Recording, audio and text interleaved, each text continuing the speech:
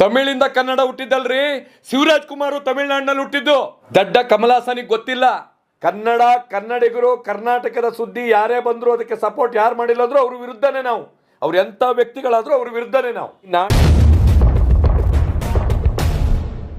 ನಾಡಿನ ಆಸ್ತಿ ಆಗಿದ್ದೀರಿ, ಕನ್ನಡಿಗರ ಒಂದು ಕಣ್ಮಣಿ ಆಗಿದ್ದೀರಿ, ಕನ್ನಡ ಚಕ್ರವರ್ತಿಯನ್ನ ಒಂದು ಬಿರುದನ್ನು ಪಡೆದಿದ್ದೀರಿ. ನೀವು ಬಿರುದನ್ನು ಪಡೆದಂಥವ್ರು ನೀವು ಅವರ ಅಭಿಮಾನಕ್ಕೆ ಬಿದ್ದು ನೀವು ಕನ್ನಡಿಗರಿಗೆ ಮೋಸ ಮಾಡ್ತಾ ಇದ್ದೀರಲ್ಲ ಶಿವಣ್ಣ. ಹಾಗಾದ್ರೆ ನೀವು ದೊಡ್ಡ ಮನೆಯನ್ನ ನಾವು ದೊಡ್ಡ ಮನೆ ಅಂತ ಕರೆದೇನು ಪ್ರಯೋಜನ ಇಲ್ವಾ? ನಾವು ಹುಚ್ಚು ಕುರುಡುತನದಲ್ಲಿದ್ವಿ. ರಾಜ್ಕುಮಾರ್ ಕುಟುಂಬದ ಮೇಲೆ ನಾವು ಕುರುಡುತನದಲ್ಲಿದ್ವಿ. ನಿಮ್ಮನ್ನ ದೇವ್ರು ಅಂದ್ಕೊಂಡ್ವಲ್ರಿ, ಈ ನಾಡಿನ ಒಂದು ಶಕ್ತಿ ಅಂದ್ಕೊಂಡ್ವಲ್ರಿ. ಅವರಿಗೆ ಬಕೆಟ್ ಹಿಡಿಯುವಂತ ಕೆಲಸ ಮಾಡಿದ್ರಿ ಶಿವಣ್ಣ. ಬಹಳ ಬೇಸರ ಆಗ್ತದೆ ಶಿವಣ್ಣ. ಕನ್ನಡ ನಾಡನ್ನ, ಕನ್ನಡಿಗರನ್ನ ಹಾಡ ಇಡುವಂತ ಕೆಲಸವನ್ನ ಮಾಡಬೇಡಿ ಶಿವಣ್ಣ.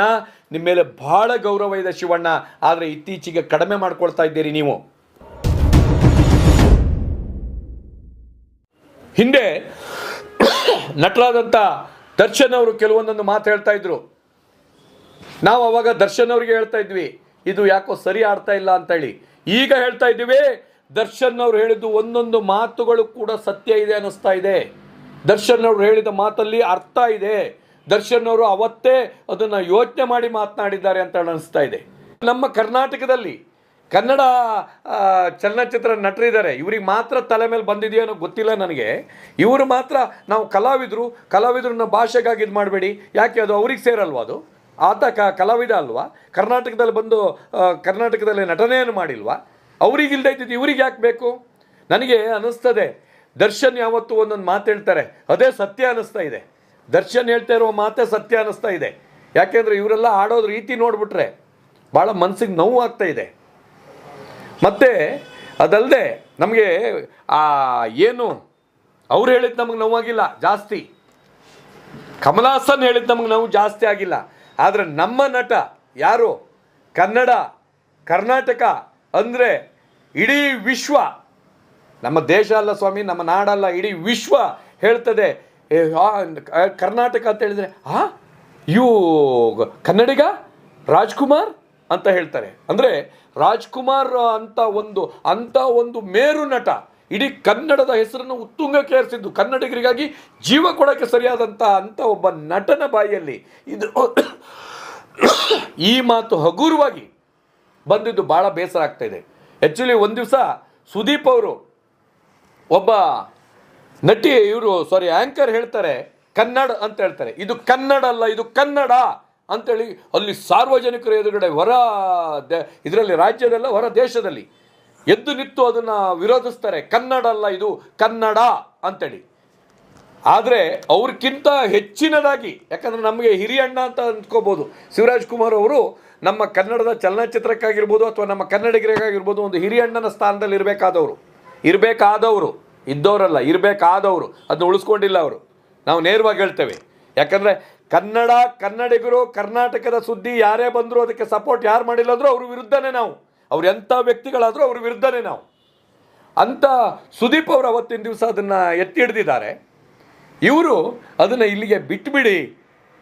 ಏನು ಮಾತು ಸ್ವಾಮಿ, ನೀವು ನಿಮ್ಮ ಏನು ಹೇಳ್ತಾರೆ ಅವರಿಗೆ ನಿಮ್ಮ ಬಾಸ್ ಅಂತ ಹೇಳಬೇಕು. ಯಾಕಂದರೆ ಇವರು ಅಭಿಮಾನಿ ಅಂತ ಹೇಳ್ಕೊಂಡಿದ್ದಾರಲ್ಲ, ನಿಮ್ಮ ಬಾಸ್ ಅಂತಲೇ ಹೇಳಬೇಕಾಗತ್ತೆ. ಏನು ಕಮಲಾಸನ್ ಅವರಿಗೆ ನಾನು ಅಭಿಮಾನಿ, ಒಂದು ಸಲ ಹಗ್ಗು ಮಾಡಿದ್ದಕ್ಕೆ 3 ದಿನ ಸ್ನಾನ ಮಾಡಿರಲಿಲ್ಲ, ಅದಕ್ಕೆ ಅನ್ಸುತ್ತೆ ಮೋಸ್ಟ್ಲಿ ಸ್ಮೆಲ್ ಬರ್ತಾ ಇದ್ದಿದ್ದು, ಅದಿರಲಿ. ಆದರೆ ಆ ರೀತಿಯಾಗಿ ನೀವು ಹೇಳಿಕೆಯನ್ನು ಕೊಡ್ತೀರಿ. ನಿಮಗೆ ನಿಮ್ಮ ಕನ್ನಡದ ಬಗ್ಗೆ ನಿಮ್ಮ ಗುರು, ನಿಮ್ಮ ಬಾಸ್, ನಾವೆಲ್ಲ ಈಗ ಬಾಸ್ ಅಂತಲೇ ಕರೆಯೋದು. ಈಗ ನಮ್ಮ ನಟರು ಯಾರಾದರೂ ನಮಗೆ ನೆಚ್ಚಿನ ನಟರು ಇದ್ದರೆ ಬಾಸ್ ಅಂತ ಕರಿತೀವಿ.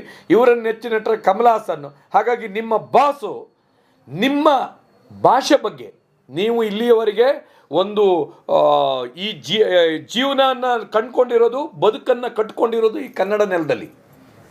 ನೀವು ತಮಿಳುನಾಡಿನಲ್ಲಿ ಕಟ್ಕೊಂಡಿದ್ದಲ್ಲ, ನೀವು ಕನ್ನಡ ನೆಲದಲ್ಲಿ ಬದುಕನ್ನು ಕಟ್ಕೊಂಡಿದ್ದೀರಿ.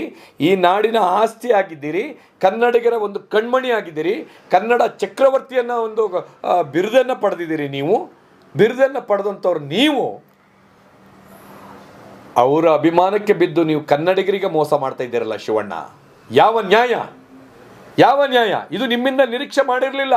ನಮಗೆ ಕಮಲಾಸನ್ಗಿಂತನೂ ನಿಮ್ಮ ಮೇಲೆ ಬೇಸರ ನಮಗೆ ಜಾಸ್ತಿ ಆಗಿದೆ. ಯಾಕೆಂದರೆ ರಾಜ್ಕುಮಾರ್ ಹೋದ ನಂತರ, ಪುನೀತ್ ರಾಜ್ಕುಮಾರ್ ಹೋದ ನಂತರ ಮುಗೀತಾ? ಹಾಗಾದರೆ ನೀವು ದೊಡ್ಡ ಮನೆಯನ್ನು ನಾವು ದೊಡ್ಡ ಮನೆ ಅಂತ ಕರೆದೇನು ಪ್ರಯೋಜನ ಇಲ್ವಾ? ಕನ್ನಡಿಗರಿಗೆ, ಕನ್ನಡಕ್ಕೆ ಇಷ್ಟೊಂದು ಅವಮಾನ ಆಗ್ತಾ ಇದೆ. ಯಾರೋ ಒಬ್ಬರು ಅವಿವೇಕಿ ಅವರ ಪ್ರಚಾರಕ್ಕೆ ಬಳಸ್ಕೊಳ್ತಾ ಇದ್ದಾರೆ. ಯಾಕ್ರಿ ಅವ್ರ ಮನೆಗೆ ಊಟಕ್ಕೆ ಹೋಗ್ಬೇಕೇನ್ರಿ ನೀವು? ಕನ್ನಡದ ಬಗ್ಗೆ ಮಾತನಾಡಿದ್ದಾರೆ, ಅವರಿಗೆ ಉಲ್ಟಾ ಸೀದಾ ನೀವು ತಕ್ಷಣವಾಗಿ ನೇರವಾಗಿ ಅವರಿಗೆ ಹೇಳಿಕೆ ಕೊಡೋಕ್ಕಾಗಿಲ್ಲ, ನೀವು ಹಾಗೆ ಅದನ್ನು ಅಡ್ಜಸ್ಟ್ಮೆಂಟಿಂಗ್ ಮಾಡ್ತಾ ಇದ್ದೀರಾ ಅಂತ ಹೇಳಿದರೆ ನಿಮಗೆ ಅವ್ರ ಮನೆಗೆ ಊಟಕ್ಕೆ ಹೋಗುವಂಥ ಅವಶ್ಯಕತೆ ಇದೆ ಅನಿಸುತ್ತೆ. ಕರ್ನಾಟಕದ ಕನ್ನಡಿಗರಿಗೆ ಅವ್ರ ಮನೆಗೆ ಹೋಗುವಂಥ ಊಟಕ್ಕೆ ಹೋಗಬೇಕಾದಂಥ ಅವಶ್ಯಕತೆ ಇಲ್ಲ. ಅವರ ಅಂಥ ಕಮಲ್ ಹಾಸನ್ ಅಂತ ಒಬ್ಬ ವ್ಯಕ್ತಿಯ ಅವಶ್ಯಕತೆ ಕೂಡ ನಮಗಿಲ್ಲ. ನಮ್ಮಲ್ಲೇ ನೂರಾರು ನಟರಿದ್ದಾರೆ, ಸಾವಿರಾರು ಪ್ರತಿಭೆಗಳಿದೆ ನಮ್ಮಲ್ಲಿ, ನಾವು ಬೆಳೆಸ್ಕೊಳ್ತೀವಿ. ಆದರೆ ನಿಮ್ಮ ಬಗ್ಗೆ ಬೇಸರ ಅಂದರೆ, ನಾನು ಕಮಲ್ ಹಾಸನ್ಗಿಂತ ಜಾಸ್ತಿ ನಿಮ್ಮ ಬಗ್ಗೆ ನಮಗೆ ಅಸಮಾಧಾನ ಇದೆ. ಯಾಕೆಂದರೆ ನಿಮ್ಮನ್ನು ದೇವ್ರು ಅಂದ್ಕೊಂಡ್ವಲ್ರಿ, ಈ ನಾಡಿನ ಒಂದು ಶಕ್ತಿ ಅಂದ್ಕೊಂಡ್ವಲ್ರಿ. ನೀವು ಯಾವತ್ತೂ ನಿಮ್ಮ ಅಸ್ತಿತ್ವನ ನೀವು ಕಳ್ಕೊಳಕ್ಕೆ ಹೋಗ್ತಾ ಇದ್ದೀರಲ್ರಿ ಶಿವಣ್ಣ. ನಿಮ್ಮ ಮಿಸ್ಸಸ್ಸನ್ನ ಯಾವ ಕುಟುಂಬ ಹೇಳ್ತೋ ನನಗೆ ರಾಜಕೀಯ ಬೇಡ, ರಾಜಕೀಯಕ್ಕೆ ನಮ್ಮ ಸಂಬಂಧ ಇಲ್ಲ, ನಮ್ಮ ಕುಟುಂಬ ರಾಜಕೀಯಕ್ಕೆ ಹೋಗಲ್ಲ, ನಾವು ಜನರ ಮಧ್ಯೆ ನಾವು ಬದುಕ್ತೇವೆ, ಗೋಕಾಕ್ ಚಳವಳಿ ಅಂತ ಚಳವಳಿಯನ್ನು ಮಾಡಿದ್ರು, ನಾವು ಜನರ ಮಧ್ಯೆ ಬದುಕ್ತೀವಿ ಅಂತ ಹೇಳಿರೋಂಥ ಕುಟುಂಬದವರು ರಾಜಕೀಯಕ್ಕೆ ಯಾವಾಗ ನಿಮ್ಮ ಶ್ರೀಮತಿಯನ್ನು ಕಳಿಸಿದ್ರು ಅವತ್ತೇ ಹೊರಟೋಯ್ತು. ಅದಾದ ನಂತರ ಕೂಡ ನಿಮ್ಮನ್ನು ಕ್ಷಮೆ ಕೊಟ್ಟರು ಜನ, ನಿಮ್ಮನ್ನು ಆರಾಧಿಸಿದ್ರು ಜನ. ಆದರೆ ಇವತ್ತು ಹೋಗಿ ಅವ್ರನ್ನ ಹಗ್ಗು ಮಾಡಿದ್ದೀನಿ ಅಂತ ಹೇಳ್ಬಿಟ್ಟು ಅಲ್ಲಿ ಅವರಿಗೆ ಬಕೆಟ್ ಹಿಡಿಯುವಂಥ ಕೆಲಸ ಮಾಡಿದ್ರಿ ಶಿವಣ್ಣ.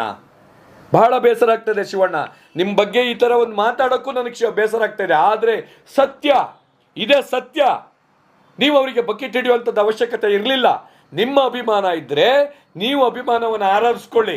ಹಾಗಂತ ಕನ್ನಡಿಗರನ್ನ ಯಾಕೆ ಅವರ ಇದಕ್ಕೆ ಬಿಡ್ತೀರಾ ನೀವು? ಅವರ ಅಡಿಯಾಳನಾಗಿ ಮಾಡ್ತೀರಾ ನೀವು? ಇದನ್ನು ಇಲ್ಲಿಗೆ ಬಿಡಿ ಅಂತ ಆದೇಶ ಮಾಡುವಂಥ ಹಕ್ಕನ್ನು ನೀವು ಕಳ್ಕೊಂಡಿದ್ದೀರಿ ನೀವು. ಆ ಹಕ್ಕನ್ನು ಸಂಪೂರ್ಣವಾಗಿ ನೀವು ಕಳ್ಕೊಂಡಿದ್ದೀರಿ. ಇದನ್ನ ಇಲ್ಲಿಗೆ ಬಿಟ್ಬಿಡೋಣ, ಮುಗಿದು ಬಿಡ್ಲಿ, ಹೋಗ್ಬಿಡ್ಲಿ.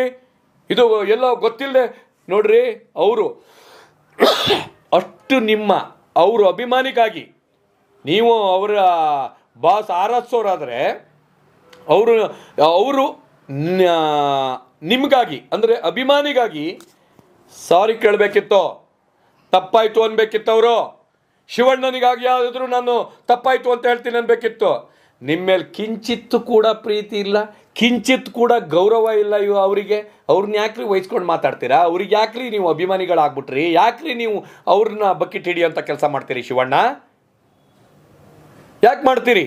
ಒಂದು ಚೂರು ಕಿಂಚಿತ್ ಏನಾದರೂ ಇದ್ದಿದ್ದೆ ಹೋದಾಗಿದ್ರೆ ತಪ್ಪಾಯಿತು, ಸಾರ್ವಜನಿಕವಾಗಿ ಇದೊಂದು ಮಾತು ಬರಬಾರ್ದಿತ್ತು, ನಾವು ಸೋದರತ್ವದಲ್ಲಿ ಇದ್ದೀವಿ ಅಂತ ಹೇಳಿ ಬರಬೇಕಿತ್ತು, ಬಾಯಿ ತಪ್ಪಿ ಬಂತು ಅಂತ ಹೇಳಬೇಕಿತ್ತು. ತಮಿಳರು ಕನ್ನಡಿಗರು ಸೋದರತ್ವದಲ್ಲಿದ್ದೀವಿ, ನಮ್ಮ ಬಾಂಧವ್ಯ ಉತ್ತಮವಾಗಿದೆ, ನಾವು ಚೆನ್ನಾಗಿದ್ದೀವಿ ಅಂತ ಹೇಳ್ಬಿಟ್ಟು ಮಾತಾಡಬೇಕಾದ ಒಬ್ಬ ನಟ, ಕಮಲ್ ಹಾಸನ್ ಎನ್ನುವ ಒಬ್ಬ ಅಯೋಗ್ಯ ನಟ ವಿರೋಧವಾಗಿ ಅದಕ್ಕೆ ಇದರಾಗಿ ಮಾತಾಡ್ತಾರೆ ಅಂತ ಹೇಳಿದರೆ, ಕನ್ನಡವನ್ನು ಕೀಳಿರಿಮೆ ಮಾಡ್ತಾರೆ ಅಂದರೆ ಇವ್ರಿಗೆ ಕನ್ನಡದ ಬಗ್ಗೆ ಮಾತಾಡೋಕೆ ಹಕ್ಕೇನ್ರಿ ಇದೆ ಇವರಿಗೆ? ತಮಿಳ್ ಬಗ್ಗೆ ಮಾತಾಡ್ಕೊಳ್ಳಿರಿ ಅವರು, ತಮಿಳೇ ಬೈಕೊಳ್ಳಿ, ಹೊಗಳ್ಕೊಳ್ಳಿ, ಜಗಳ ಮಾಡ್ಕೊಳ್ಳಿ, ನಮಗೇನು? ತಮಿಳು ನಟ ಏನು ಬೇಕಾದ್ರೂ ಮಾಡ್ಕೊಳ್ಳಿ. ಕನ್ನಡದನ್ನ ಹೀಯಾಳಿಸುವಂಥದ್ದು, ಕನ್ನಡವನ್ನು ಜರಿಸುವಂಥದ್ದು, ಕನ್ನಡಕ್ಕೆ ಅವಹೇಳನ ಮಾಡುವಂಥ ಕೆಲಸನ ಕಮಲ್ ಹಾಸನ್, ಆ ಪವರನ್ನು ಕಮಲ್ ಹಾಸನ್ಗೆ ಕೊಟ್ಟಿದ್ದು ಯಾರು? ನಾನು ಅನ್ನಿಸ್ತಾ ಇದೆ ನೀವೇ ಕೊಟ್ಟಿರ್ತೀರಿ ಶಿವಣ್ಣ, ನೀವೇ ಕೊಟ್ಟಿರ್ತೀರಿ. ನೀವೇನಾದರೂ ಸ್ವಲ್ಪ ಸ್ಟ್ರಿಕ್ಟ್ ಆಗಿದ್ದು ಅಲ್ಲಿ ನಿಂತ್ಕೊಂಡು ಈ ರೀತಿ ಮಾತಾಡಬಾರ್ದ್ರಿ ಅಂದರೆ ನಿಮಗೆ ಸಾಮಾನ್ಯ ಜ್ಞಾನ ಇಲ್ವೋ? ಹಾಗಾದರೆ ಕನ್ನಡ ಯಾವಾಗ ಹುಟ್ಟು ಅನ್ನೋದ್ರ ಬಗ್ಗೆ ನಿಮಗೆ ಗೊತ್ತಿಲ್ವಾ? ಕನ್ನಡದ ಇತಿಹಾಸ ಏನು ಅಂತ ನಿಮ್ಗೆ ಗೊತ್ತಿಲ್ವಾ? ಗೊತ್ತಿದ್ರೂ ನೀವು ಯಾಕೆ ಪ್ರಶ್ನೆ ಮಾಡಿಲ್ಲ? ಸರಿ ಆಯ್ತಪ್ಪ, ಅಲ್ಲೇನೋ ಗೊತ್ತಾಗಿಲ್ಲ, ಸಂಭ್ರಮದ ಬ್ಯುಸಿ ಇರ್ತದೆ, ಅಲ್ಲಿ ಗೊತ್ತಾಗಿಲ್ಲ ನಿಮಗೆ. ನೀವು ಮನೆಗೆ ಬಂದ ನಂತರ ಆದರೂ ಇದನ್ನು ವಿರೋಧ ಮಾಡೋಕ್ಕೆಲ್ಲ ಸ್ಟಾರ್ಟ್ ಮಾಡ್ತಾರೆ, ಅವಾಗಾದರೂ ನೀವು ಅದ್ರ ವಿರುದ್ಧವಾಗಿ ಮಾತಾಡಬೇಕಲ್ಲ. ಕಮಲ್ ಹಾಸನ್ ಅವರೇ, ತಪ್ಪು ಮಾಡಿದ್ದೀರಿ, ದಯವಿಟ್ಟು ಕ್ಷಮೆಯನ್ನು ಯಾಚಿಸಿ. ಆಯೋಜಕರಿಗೆ ಹೇಳಬೇಕಲ್ಲ, ನೀವು ಆಯೋಜಕರು ಇದು ತಪ್ಪು ನಡೆದಿದೆ, ತಪ್ಪಿಗೆ ಕ್ಷಮೆ ಯಾಚಿಸಿ. ಕನ್ನಡ ಹೀಗಲ್ಲ, ಕನ್ನಡ ಹುಟ್ಟಿದ್ದು ಇವಾಗ, ಇಂಥ ಸಮಯದಲ್ಲಿ ಹುಟ್ಟಿದ್ದು, ಅದಾದ ನಂತರ ತಮಿಳು ಬಂದಿರುವಂಥದ್ದು. ಬ್ಯಾಡ್ರಿ, ತಮಿಳು ಸುದ್ದಿ ನೀವು ಹೋಗಬೇಡಿ. ಕನ್ನಡ ಹುಟ್ಟಿದ್ದನ್ನು ನೀವು ವಾದ ಮಾಡ್ಬೋದಿತ್ತಲ್ಲ, ಪ್ರತಿಪಾದನೆ ಮಾಡ್ಬೋದಿತ್ತಲ್ಲ. ಯಾಕೆ ಅದನ್ನು ಮುಚ್ಚಿಡುವಂಥ ಕೆಲಸ ಮಾಡಿದ್ರಿ? ನೆಂಟಸ್ತಿಕೆ ಬೆಳೆಸ್ಕೋಬೇಕಾ? ನಿಮ್ಮ ನೆಂಟಸ್ತಿಕೆಗಾಗಿ ಕನ್ನಡ ನಾಡನ್ನು, ಕನ್ನಡಿಗರನ್ನ ಹಾಡ ಇಡುವಂಥ ಕೆಲಸವನ್ನು ಮಾಡಬೇಡಿ ಶಿವಣ್ಣ. ನಿಮ್ಮ ಮೇಲೆ ಭಾಳ ಗೌರವ ಇದೆ ಶಿವಣ್ಣ, ಆದರೆ ಇತ್ತೀಚೆಗೆ ಕಡಿಮೆ ಮಾಡ್ಕೊಳ್ತಾ ಇದ್ದೀರಿ ನೀವು. ಹಿಂದೆ ನಟರಾದಂಥ ದರ್ಶನ್ ಅವರು ಕೆಲವೊಂದೊಂದು ಮಾತು ಹೇಳ್ತಾ ಇದ್ರು. ನಾವು ಅವಾಗ ದರ್ಶನ್ ಅವ್ರಿಗೆ ಹೇಳ್ತಾ ಇದ್ವಿ ಇದು ಯಾಕೋ ಸರಿ ಆಡ್ತಾ ಇಲ್ಲ ಅಂತೇಳಿ. ಈಗ ಹೇಳ್ತಾ ಇದ್ದೀವಿ ದರ್ಶನ್ ಅವ್ರು ಹೇಳಿದ್ದು ಒಂದೊಂದು ಮಾತುಗಳು ಕೂಡ ಸತ್ಯ ಇದೆ ಅನ್ನಿಸ್ತಾ ಇದೆ. ದರ್ಶನ್ ಅವರು ಹೇಳಿದ ಮಾತಲ್ಲಿ ಅರ್ಥ ಇದೆ. ದರ್ಶನ್ ಅವರು ಅವತ್ತೇ ಅದನ್ನು ಯೋಚನೆ ಮಾಡಿ ಮಾತನಾಡಿದ್ದಾರೆ ಅಂತ ಅನ್ನಿಸ್ತಾ ಇದೆ. ನಾವು ಹುಚ್ಚು ಕುರುಡುತನದಲ್ಲಿದ್ವಿ. ರಾಜ್ಕುಮಾರ್ ಕುಟುಂಬದ ಮೇಲೆ ನಾವು ಕುರುಡುತನದಲ್ಲಿದ್ವಿ. ಯಾಕಂದರೆ ರಾಜ್ಕುಮಾರ್, ಪಾರ್ವತಮ್ಮ, ಇವರು ಪುನೀತ್ ರಾಜ್ಕುಮಾರ್ ಅವರಂತೆ ಶಿವರಾಜ್ ಕುಮಾರ್ ಕೂಡ ಇದ್ದಾರೆ ಅಂತ ಬಿಟ್ಟು ತಿಳಿದಿದ್ವಿ. ಆದರೆ ಶಿವರಾಜ್ ಕುಮಾರ್ ನಮ್ಮ ಪಕ್ಕದ, ಅದು ಯಾವಾಗಲೂ ನಮ್ಮ ಮೇಲೆ ಕಾಲು ಕೆದರ್ಕೊಂಡು ಬರ್ತಾ ಇರುವಂಥ ಕೆಲವು ರಾಜ್ಯಗಳಿದ್ದಾವೆ. ಆ ರಾಜ್ಯಕ್ಕೆ ಹೋಗಿ ನೀವು ಮಾತಾಡಿ, ನಮ್ಮಲ್ಲಿ ಸಂಬಂಧಗಳು ಬೆಳೆಸುವಂಥದ್ದು, ನಾಡಿನ ಮಧ್ಯೆ ಒಂದು ಶಾಂತಿ ನೆಲೆಸುವಂಥದ್ದು, ಅವರಲ್ಲಿ ಬಾಂಧವ್ಯ ಬೆಳೆಸುವಂಥ ರೀತಿಯಲ್ಲಿ ಮಾತನಾಡಿ. ಅದನ್ನು ಬಿಟ್ಟು ಬೆಂಕಿ ಇಡುವಂಥ ಒಂದು ಸಭೆಗೆ ಹೋಗಿದ್ದೀರಿ. ಭಾಷೆಗಳ ಮೇಲೆ ಬೆಂಕಿ ಇಡುವಂಥ ಇದಕ್ಕೆ ಹೋಗಿದ್ದೀರಿ. ಕನ್ನಡಿಗರಿಗೆ ಅವಮಾನ ಮಾಡುವಂಥ ಒಂದು ಸಭೆಗೆ ಹೋಗಿದ್ದೀರಿ. ನೀವು ಅದನ್ನ ಕೇಳಿಸ್ಕೊಬಂದರೂ ಕೂಡ ಮತ್ತೆ ಅವ್ರ ಪರವಾಗಿ ನೀವು ಮಾತಾಡ್ತಾ ಇದ್ದೀರಿ ಅಂತ ಹೇಳಿದ್ದೆ. ಹೋದರೆ ಶಿವಣ್ಣ, ನಿಮ್ಮ ಕುಟುಂಬದ ಮೇಲಿರುವಂಥ ಗೌರವ, ನಾವು ಏನೇ ತಪ್ಪುಗಳಾದರೂ ಕೂಡ ನಿಮ್ಮನ್ನು ನಾವು ಇದು ಮಾಡ್ಕೊಂಬರ್ತಾ ಇದ್ವಿ, ನಿಮ್ಮ ಪರವಾಗಿ ವಾದ ಮಾಡ್ಕೊಂಬರ್ತಾ ಇದ್ವಿ. ಇವತ್ತು ಅದು ಆಗ್ತಾ ಇಲ್ಲ. ಯಾಕಂದರೆ ನಾಡು ನುಡಿ ಜಲಕ್ಕೆ ಸಂಬಂಧಪಟ್ಟಂಗೆ ಏನಾದರೂ ಸಮಸ್ಯೆ ಆಯಿತು ಅಂದರೆ ಯಾವ ಕಾರಣಕ್ಕೂ ಕನ್ನಡ ಪರ ಹೋರಾಟಗಾರರಾಗಿರ್ಬೋದು, ಕನ್ನಡಿಗರಾಗಿರ್ಬೋದು, ಯಾವುದೇ ಕಾರಣಕ್ಕೂ ನಿಂತ್ಕೊಳ್ಳಲ್ಲ. ಭಾಳಷ್ಟು ನೋಡಿ, ಕನ್ನಡಿಗರಿಗೂ ಉದ್ಯೋಗ ಬೇಕು ಅಂತ ಹೇಳ್ಬಿಟ್ಟು 118 ದಿನ ಕನ್ನಡ ಚಳವಳಿ ನಾಗೇಶ್ ನೇತೃತ್ವದಲ್ಲಿ ಒಂದು ಹೋರಾಟವನ್ನು ಮಾಡ್ತೀವಿ, ಬಿಡದೆ ಹೋರಾಟ ಮಾಡ್ತೀವಿ. ಅವತ್ತು ನಿಮ್ಮನ್ನು ಅಂಗಲಾಚಿ ಕೇಳ್ತೀವಿ, ಬನ್ನಿ ಅಣ್ಣ, ಕನ್ನಡಿಗರ ಉದ್ಯೋಗಕ್ಕಾಗಿ ನಡೆಯುತ್ತದ್ದು ಡಾಕ್ಟರ್ ಸರೋಜಿನಿ ಮಹಿಷಿ ವರದಿ ಜಾರಿಗೆ ಬರಬೇಕು, ಬನ್ನಿ ಇದರ ಒಂದು ಪರವಾಗಿ ನೀವು ನಿಲ್ಲಬೇಕು ಅಂತ ಬಹಳಷ್ಟು ನಟರು ಬರ್ತಾರೆ. ನೀವು ಬಂದಿಲ್ಲ. ಆದರೆ ಈಗ ನಮಗೆ ಗೊತ್ತಾಗ್ತಾ ಇದೆ ನೀವು ಕನ್ನಡಿಗರ ಪರವಾಗಿದ್ದೀರಿ ಅನ್ನೋದು ಅನುಮಾನ ಮೂಡ್ತಾ ಇದೆ. ಅದಕ್ಕೆ ಕಾರಣ ನೀವೇ. ಆ ಅನುಮಾನ ಮೂಡಲಿಕ್ಕೆ ಕಾರಣ ನಾನಲ್ಲ, ಅದು ಕಾರಣ ನೀವೇ ಆಗಿರ್ತೀರಿ ಅಂತ ಬಿಟ್ಟು ಈ ಮಾಧ್ಯಮದ ಮುಂದೆ ಹೇಳಲಿಕ್ಕೆ ಇಷ್ಟಪಡ್ತೀನಿ.